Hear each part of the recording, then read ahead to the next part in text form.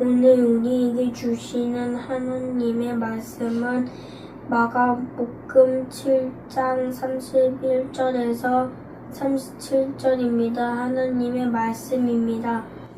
예수께서 다시 두로 지방에서 나와 시돈을 지나고 데가볼리 지방을 통과하여 갈릴리 호수에 이르시매 사람들이 귀 먹고 말 더듬는 자를 데리고 예수께 나와 안수하여 주시기를 간구하거늘 예수께서 그 사람을 따로 데리고 무리를 떠나사 손가락을 그의 양 귀에 넣고 침을 뱉어 그의 혀에 손을 대시며 하늘을 우러러 탄식하시며 그에게 이르시되 에바다 하시니 이는 열리라는 뜻이라. 그의 귀가 열리고 혀가 맺힌 것이 곧 풀려 말이 분명하여졌더라. 예수께서 그들에게 경고하사 아무에게도 이르지 말라 하시되 경고하실수록 그들이 더욱 널리 전파하니 사람들이 심히 놀라 이르되 그가 모든 것을 잘하였도다 못 듣는 사람도 듣게 하고 말 못하는 사람도 말하게 한다 하니라. 아멘. 당신이 옳다라는 책을 쓴 정신과 의사 정혜신 씨는 우리 마음에도 심폐소생술이 필요하다고 이야기합니다. 우리 답답한 마음에 또 다친 마음에 상처 입은 마음에 심폐소생술을 해야 된다, 그렇게 이야기를 합니다. 마음의 심폐소생술 하는 방법은 이렇습니다. 먼저 충조평판을 멈추는 겁니다. 충조평판, 이게 뭐냐면 충고, 조언, 평가, 판단. 우리는 좀 쉽게 누군가에게 충고하죠. 그리고 조언하려고 합니다. 또 함부로 평가하고 판단할 때가 있습니다. 그것을 먼저 멈추라는 것입니다. 충조평판을 멈추고 그 사람과 눈을 맞추고 그 사람의 이야기를 들어주라는 것입니다. 경청하라는 것입니다. 잘 듣기만 해도 얼어붙은 마음이 다시 뛴대요. 굳은 마음에 숨이 들어간다는 것입니다. 누군가 이야기를 들어주기만 해도 살만하다, 그렇게 이야기합니다. 경청하는 것, 이게 마음의 심폐소생술입니다.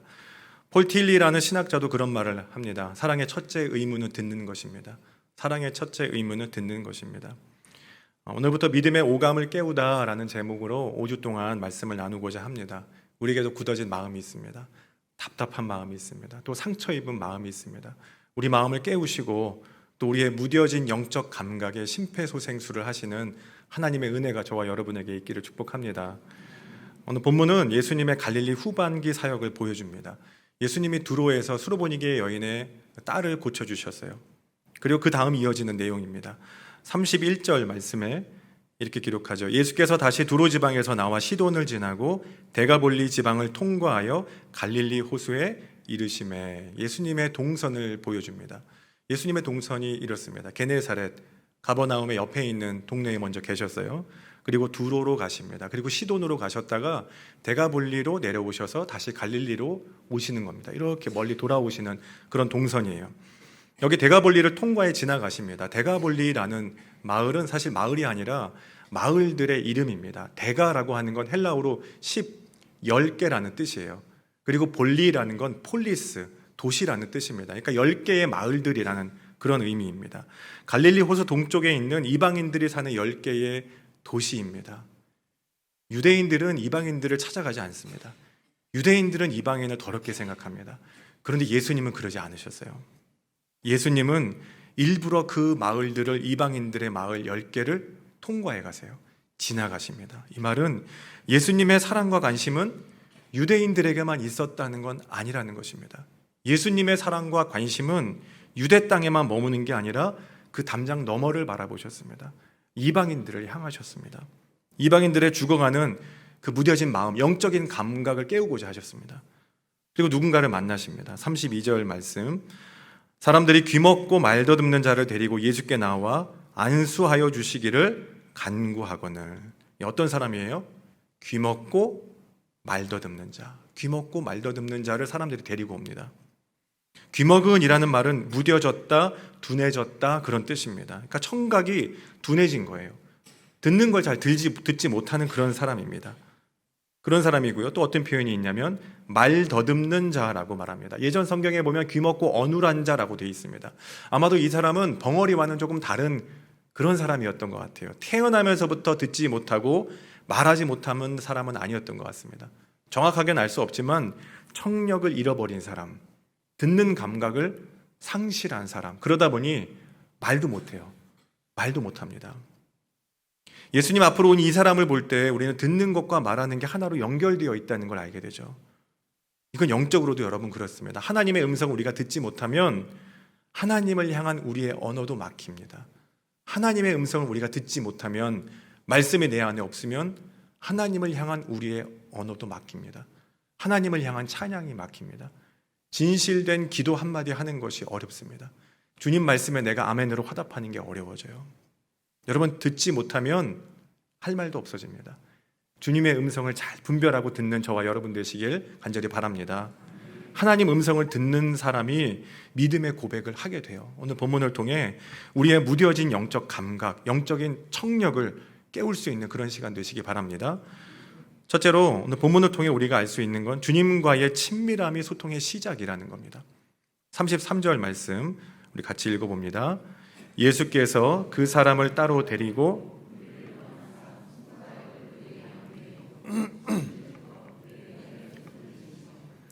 분명 사람들이 이 귀먹고 말 더듬는 자를 데리고 왔을 때 안수해달라고 부탁했어요. 안수해 주십시오. 안수해 주십시오. 당시에는 안수기도도 되게 일반적인 기도였어요.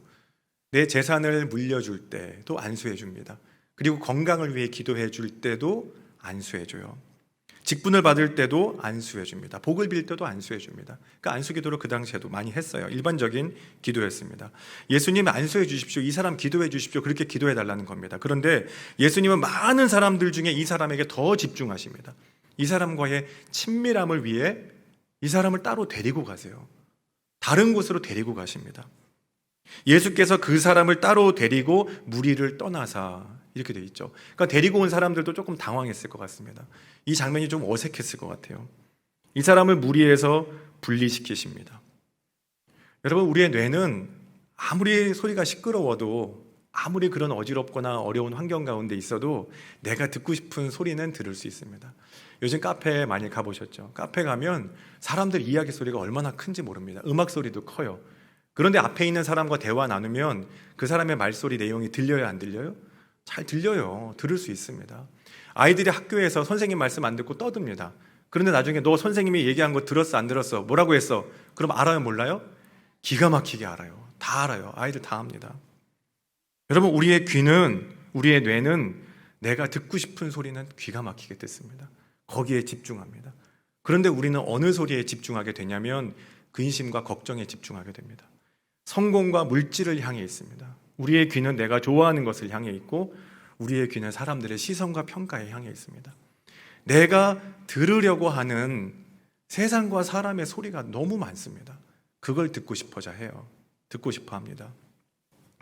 강태양 작가의 한마디 할게라는 짧은 글이 있습니다. 이렇게 시작합니다. 집이 좀 빵빵하다고 돈 자랑하고 다니는 사람, 대기업의 연봉 좀 세다며 여기저기 유세 떠는 사람, 여자한테 인기 좀 있다고 어깨에 힘주고 다니는 사람, 내 말 똑바로 들어라. 니들에게 말 한마디, 딱 한마디 할게. 우리 친하게 지내자. 여러분, 근데 우리가 정말 친하게 지내야 할 분은 누구실까요? 주님이십니다.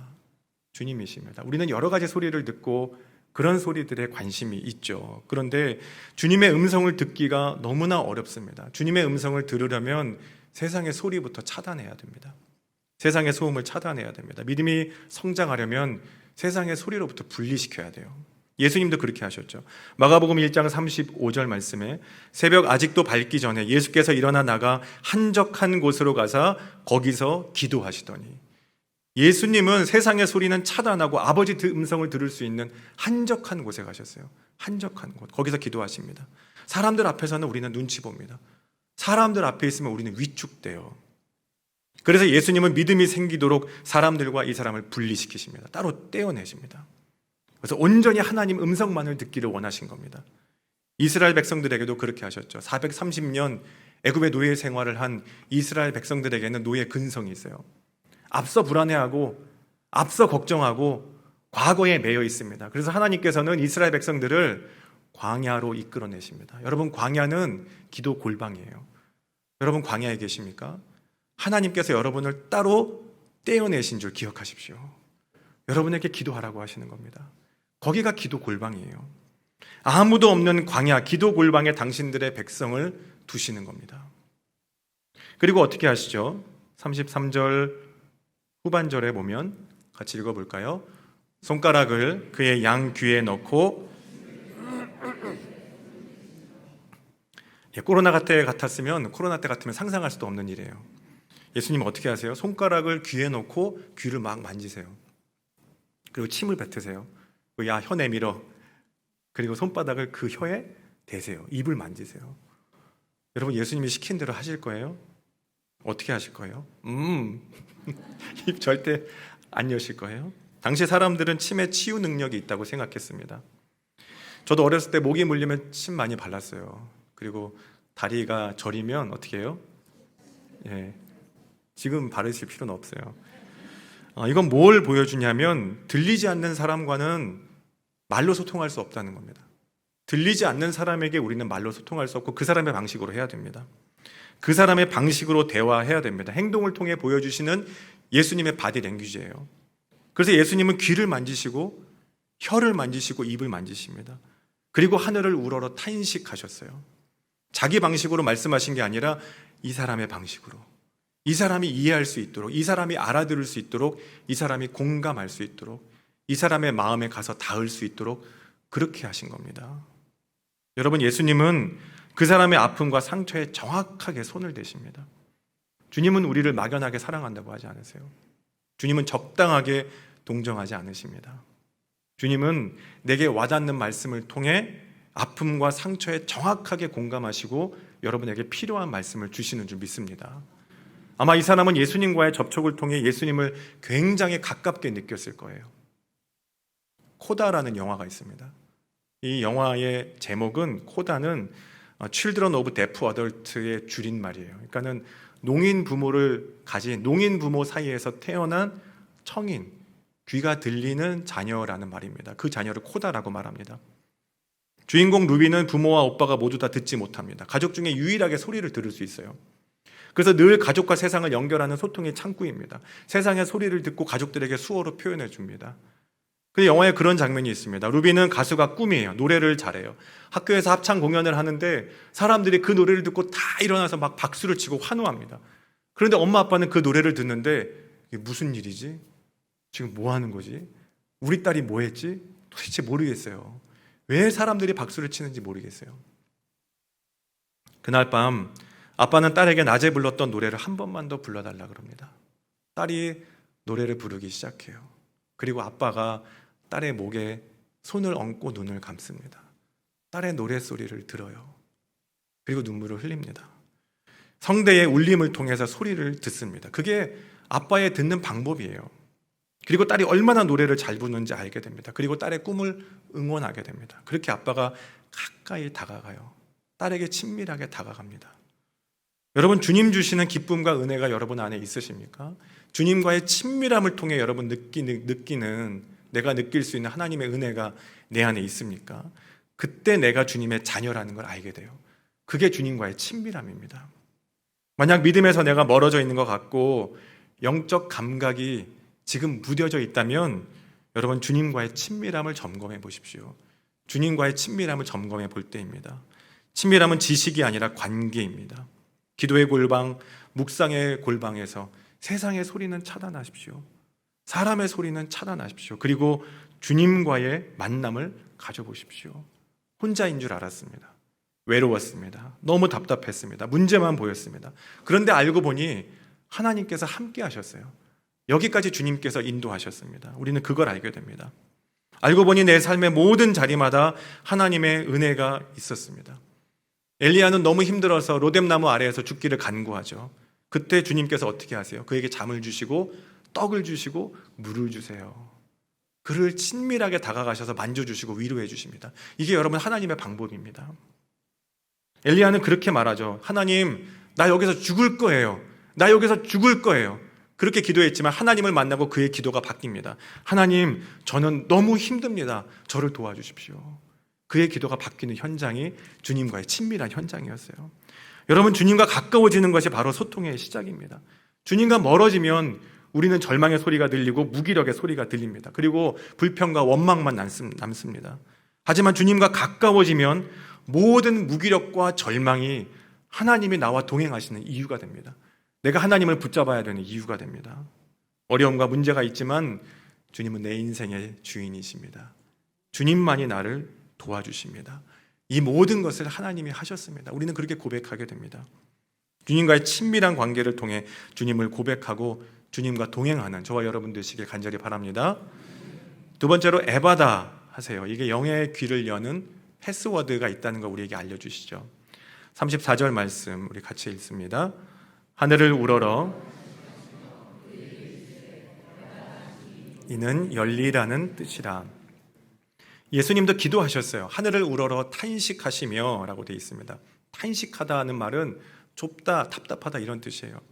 그러니까 탄식하시는데 아주 깊은 탄식을 하셨습니다. 여러분 답답하시죠? 그런데 주님이 더 답답해하세요. 답답해서 기도하시죠. 주님이 여러분의 마음을 아십니다. 그래서 우리가 기도해야 돼요. 탄식하시며 기도하셨습니다. 이 사람의 상황에 답답해하셨어요. 이 사람의 마음에 공감하셨습니다. 그리고 말씀하시죠. 에바다, 에바다. 이건 수동 명령입니다. 열어라. 이게 아니라 열려져라 이 말이에요. 열려져라. 이 말은 꼭 주문처럼 보입니다. 마가가 왜 이 말은 번역해서 쓰지 않았을까 그런 생각이 듭니다. 그러니까 하늘을 우러러 탄식하시며 그에게 이르시되 열려져라 이렇게 쓸 수 있거든요. 그런데 이건 그 당시에 일반 사람들이 평민들이 쓰는 아람어 음역입니다. 예수님께서 말씀하시되 에바다 하시고 이것은 열려져라 하는 뜻이니 이렇게 번역했다는 거예요. 왜 이 말을 굳이 이렇게 썼을까 그런 생각이 들어요. 그러니까 당시 일반 백성들이 사용하던 언어를 그대로 써서 누구나 할 수 있는 말, 누구나 들을 수 있는 말을 쓰시고 그게 중요한 게 아니라 그 말을 하는 사람이 누구인가를 보라는 겁니다. 여러분 그래서 우리 믿음의 키워드, 믿음의 패스워드는 예수 그리스도인 줄 믿습니다. 예수님을 바라봐야 돼요. 예수님의 말씀을 통해 우리의 심령이 변화됩니다. 많은 그리스도인들이 기도하다가 지칠 때가 있어요. 포기할 때가 있습니다. 주님께 맡긴다고 하면서도 은근히 내 마음속에는 답을 정해놔요. 하나님, 기도한 대로 해주십시오. 그런데 할 수 있으면 이렇게 해주세요. 내가 원하는 대로 해주세요. 답정 너. 이렇게 할 때가 참 많이 있습니다. 요즘 교회학교 여름 수련회 기간입니다. 여러분들도 여름 캠프, 여름 수련회 교회학교 때 많이 하셨죠. 여름 수련회의 마지막 하이라이트 이벤트가 뭘까요? 마지막 날 밤에 캠프파이어 하잖아요. 캠프파이어 불 붙이는 거 하죠. 어느 교회에서 학생들이 여름 수련회를 하게 되었습니다. 마지막 날 밤 캠프파이어를 하려고 이제 학교 운동장을 빌렸어요. 그래서 부장 장로님과 또 그 학교에서 일하시는 김 씨라고 부르는 분에게 옥상에서 기다렸다가 뭐가 하늘로부터 내려와요? 준비가 되면 철사를 타고 불이 샥 내려오잖아요. 안 해보셨어요? 불이 쫙 내려오잖아요. 김 씨에게 얘기를 해놨어요. 그리고 이제 집회가 마쳤습니다. 다 학생들이 모여서 이제 기도가 끝나고 이제 부장 장로님이 그러셨어요. 여러분, 이제 하나님께서 하늘로부터 불을 내려주실 겁니다. 우리 기도합시다. 주님, 불을 내려주십시오. 안 내려와요. 이번에 또 그러는 거예요. 장로님, 이상하다. 우리 다시 한번 외칩시다. 주님, 성령의 불을 우리에게 내려주십시오. 그때 불이 또 안 내려와요. 장로님이 너무 다급했어요. 그래서 이렇게 소리쳤습니다. 김씨, 불 내려! 이렇게 소리쳤어요. 여러분, 우리가 기도하죠. 우리가 주님께 간구합니다. 그런데 하나님의 일은 하나님이 하셔야 돼요. 닫힌 영의 귀를 여는 것도 주님께서 하셔야 됩니다. 하나님의 부르심이라는 곡이 있죠. 거기에 그런 가사가 있습니다. 가장 좋은 길로, 가장 완전한 길로 주님께서 우리를 인도하시네. 오늘도 날 이끄십니다. 우리는 내가 계획한 길이 안전한 길이라고 생각해요. 내가 계획한 길이 가장 좋은 길이라고 생각해요. 그런데 그렇지 않습니다. 주님께서 인도하시는 길이 가장 좋은 길이에요.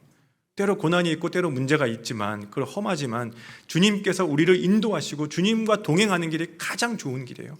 거기가 완전한 길입니다. 그게 안전한 길입니다. 여러분 아시는 이어령 씨는 원래 무신론자였습니다.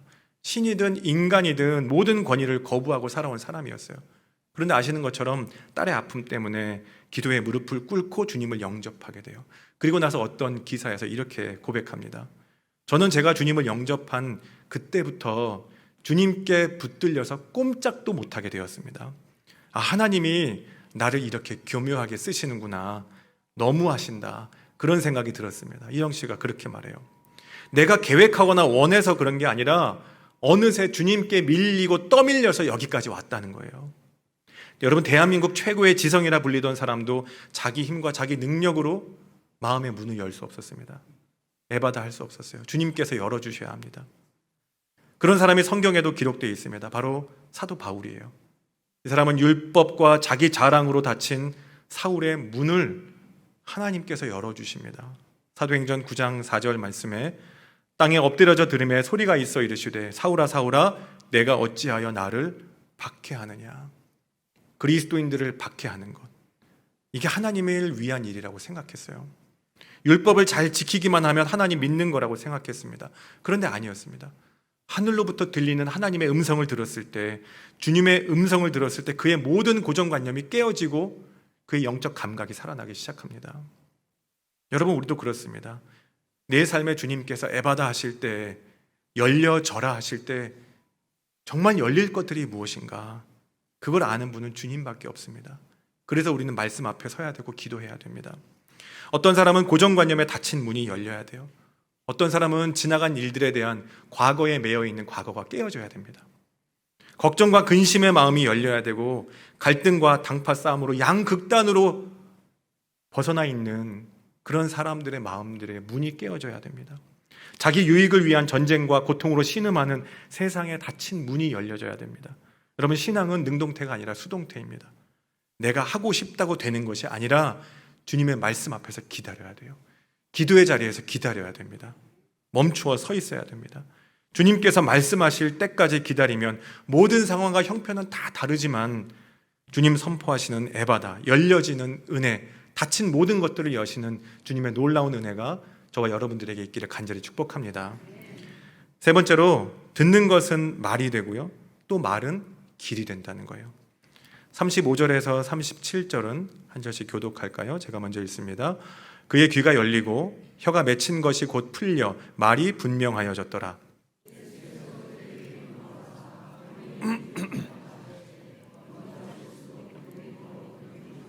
함께 사람들이 심히 놀라 이르되 그가 모든 것을 잘하였도다.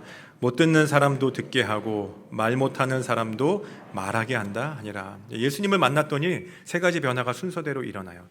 예수님을 만나면 처음으로 귀가 열려요. 듣게 됩니다. 귀가 열립니다. 두 번째로, 혀에 맺힌 것이 풀립니다. 내가 하지 못했던 것들, 우리의 말들이 바뀌게 되죠. 세 번째로, 말이 분명해져요. 이 순서를 눈여겨봐야 됩니다.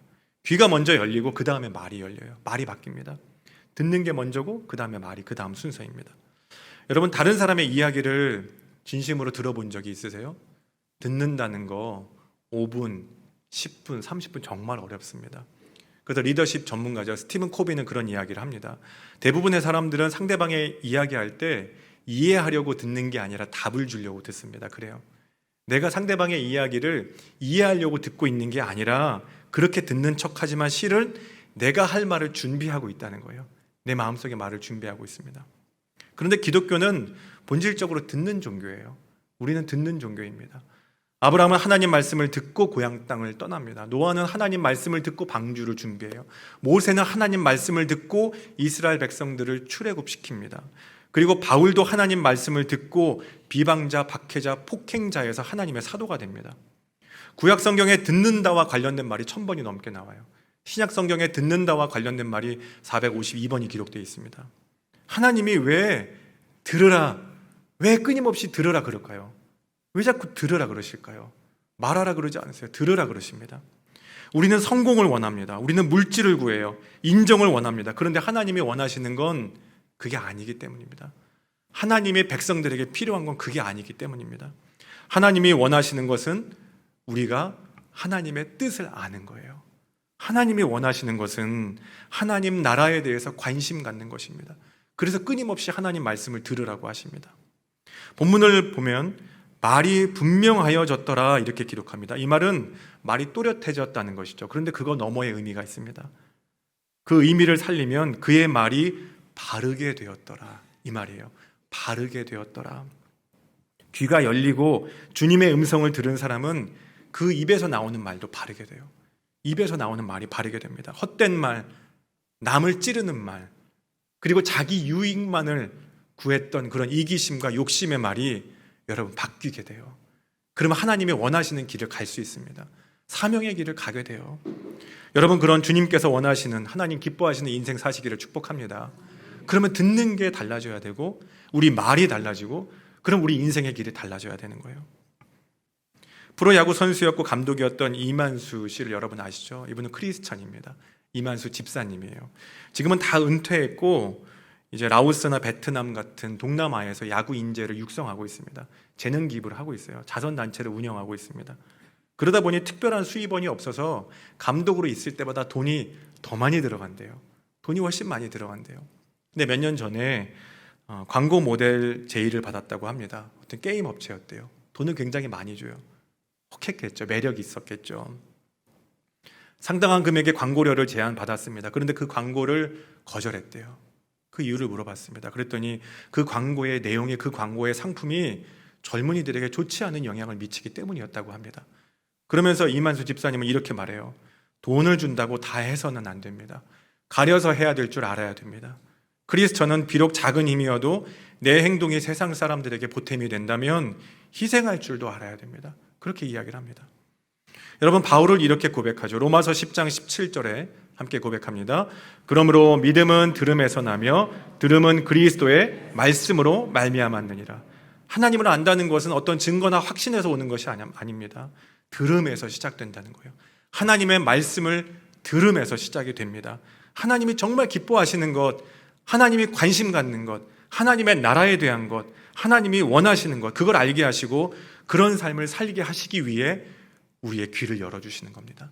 영적인 감각을 깨워주시는 겁니다. 사랑하는 여러분, 주님은 이 여름에 우리의 무뎌진 감각을 깨워주시기를 원하십니다. 주님 사랑에 가슴이 뛰는 그런 우리 영혼의 심폐소생술을 하십니다. 세상의 소리를 차단하십시오. 그리고 여러분 상황과 문제에 말씀하시는 주님의 음성 앞으로 가까이 나아가시기를 바랍니다. 막힌 문을 열고 그리고 높은 담장을 우리가 뛰어넘게 하시는 분은 주님이십니다. 내가 할 수 없습니다. 그렇게 주님의 말씀으로 영의 귀가 열리고 우리 말이 새롭게 되고 주님이 기뻐하시는 인생을 살아가는 복된 인생 사는 저와 여러분 되시기를 간절히 축원합니다. 하나님 아버지, 담장 넘는 믿음 주시려 우리의 무뎌진 감각을 깨워주시니 감사합니다. 세상의 소리에 빼앗긴 우리의 마음이, 우리의 영의 귀가 주님을 향하게 하옵소서. 근심과 염려, 사람의 생각이 아닌 주님 말씀의 귀를 기울이는 믿음을 허락하여 주옵소서. 우리의 닫힌 마음을 열어주시고 굳어지고 무뎌진 영적인 감각을 깨워주셔서 말씀을 듣는 데서 그치지 않고 주님 말씀에 순종하며 따라갈 수 있도록 주님 인도하여 주옵소서. 영의 귀와 우리의 말이 새로워져 주님을 기뻐하는, 주님을 기쁘시게 해드리는 인생 살도록 성령님 동행하여 주옵소서. 예수님 이름으로 기도합니다. 아멘.